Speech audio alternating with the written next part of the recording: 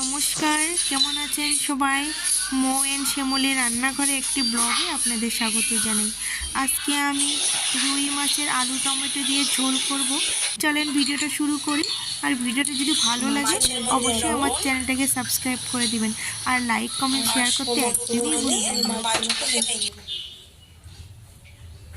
লবণ আর হলুদ দিয়ে আমি মাছগুলোকে ভালো করে মেখে নিয়েছি। কড়াই গরম হয়ে গেছে, এখন আমি এর মধ্যে তেল দিয়ে দেব।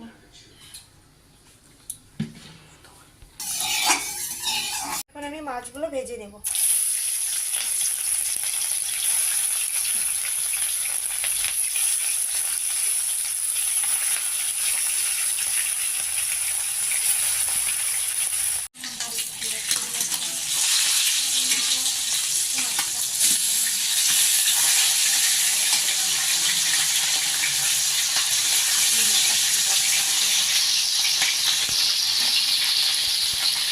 মাছ ভাজা হয়ে গেছে, এখন আমি নামিয়ে নেব।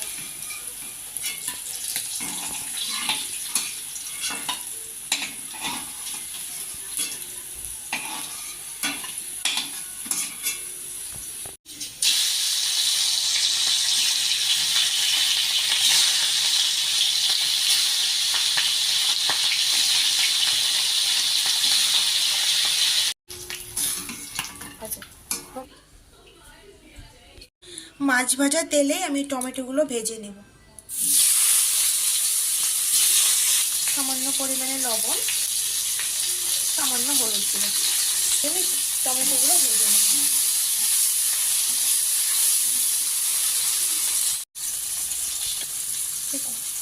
টমেটো ভাজা হয়ে গেছে, এখন আমি নামিয়ে নেব।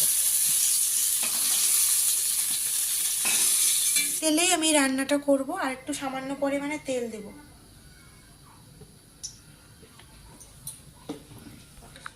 ফোড়নের জন্য আমি গোটা জিরে, দুইটি তেজপাতা,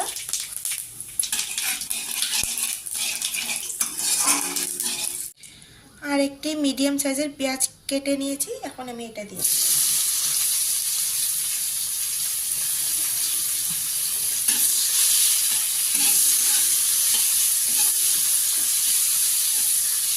পেঁয়াজগুলো আমি লাল লাল করে ভেজে নিয়েছি। এখন আমি চিরা কাঁচা লঙ্কা দিয়ে দেব। এখানে আমি 4টি কাঁচা লঙ্কা নিয়েছি। আলুগুলো আমি সিদ্ধ করে নিয়েছি। পেঁয়াজগুলোকে আমি লাল লাল করে ভেজে নিয়েছি। এখন আমি সিদ্ধ করা আলুগুলো আধা ভাঙা করে দেব।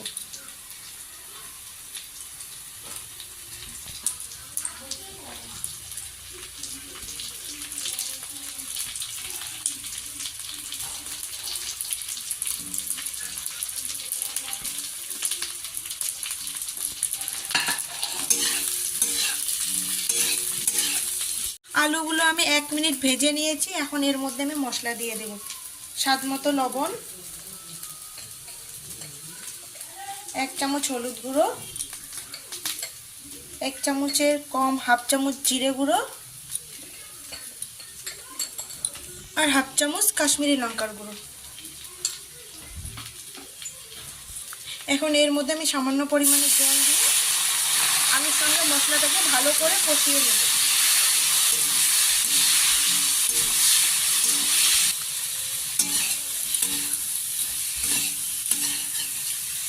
আলুর সঙ্গে মশলাটাকে আমি 5-7 মিনিট কষিয়ে নিয়েছি। এখন আমি এর মধ্যে জল দিয়ে দেব।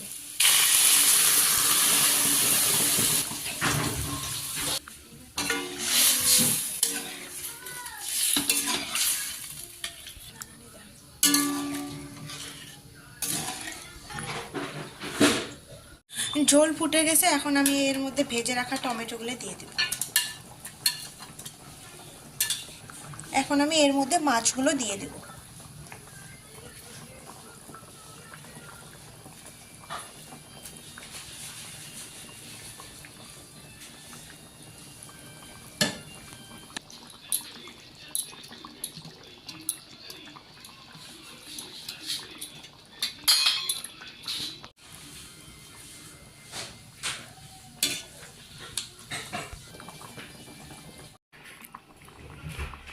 রান্নাটা হয়ে গেছে, এখন আমি নামিয়ে নেব।